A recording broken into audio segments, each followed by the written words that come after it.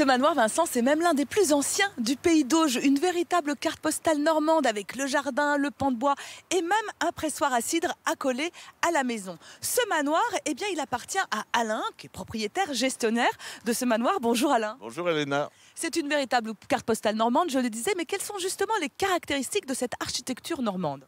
En deux mots, ça se résume au colombage. D'abord, ces pans de bois répartis sur la maison, les toits en pente et pas de gouttière. Alors ça mouille?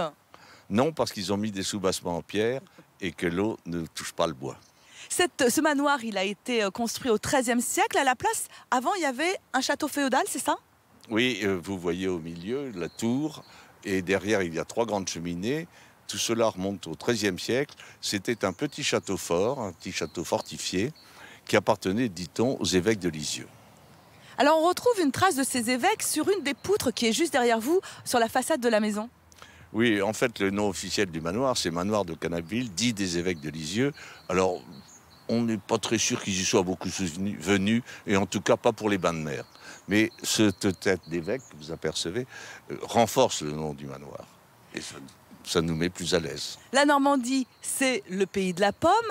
Et déjà, il y avait à l'époque ce pressoir? Alors, en fait, le cidre n'est apparu en Normandie. On paraît qu'ils en faisaient en Espagne, mais n'est apparu en Normandie qu'au XIIIe, XIVe, XVe siècle. Et les grands pressoirs quasi-industriels, comme vous le verrez tout à l'heure, ne sont apparus qu'au XVIIe. Et jusqu'à quelle époque il a fonctionné ce pressoir? Eh bien, il se trouve qu'un jour où je faisais visiter le manoir, il y avait un monsieur qui n'était plus tout jeune, bien sûr, qui m'a dit « J'ai fait du cidre ici, j'ai été employé au manoir ». Et il m'a dit « Ça s'est passé dans les années 50 ». Ça devait être très émouvant. J'étais ravi. Ce manoir, Alain l'ouvre au public, vous pouvez donc le visiter, sans doute admirer sa formidable collection de porcelaine chinoise ou encore une cheminée monumentale qui se trouve juste derrière moi, intégrée dans le mur de la tour, une visite qui vaut vraiment le détour. Merci. Et pour profiter de lac de Pont-l'Évêque, eh bien, je me suis mise au pédalo comme vous pouvez le faire. Alors ce qui est bien ici, c'est que tout le monde peut en profiter à sa façon, pédalo, paddle, pêche et même farniente. Bonjour Marion. Bonjour Elena. Alors vous proposez ici des ravissantes petites cabanes flottantes pour ceux qui veulent y séjourner. Il y en a combien en tout? Alors on a 7 cabanes qui peuvent accueillir de 2 à 4 personnes en même temps.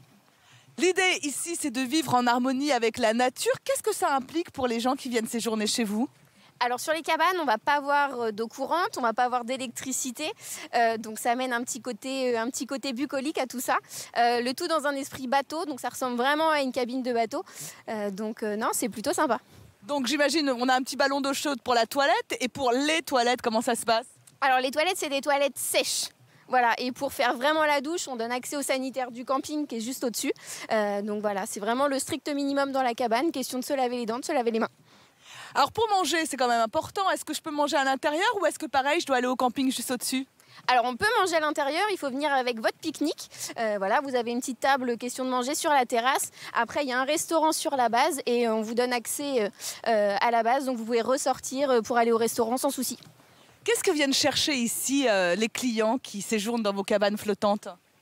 Ils viennent chercher la pêche pour beaucoup. C'est vrai qu'on donne l'accès à la pêche sur la terrasse des cabanes. Donc c'est vraiment ce qui leur plaît. Et puis après, c'est un côté dépaysement, quelque chose de sympa. De pique-niquer au coucher de soleil sur la terrasse, c'est plutôt plaisant. Je veux bien croire. En tous les cas, c'est une très belle escale ici pour être en famille ou entre amis. Je vous la recommande. Je me remets au pédalo.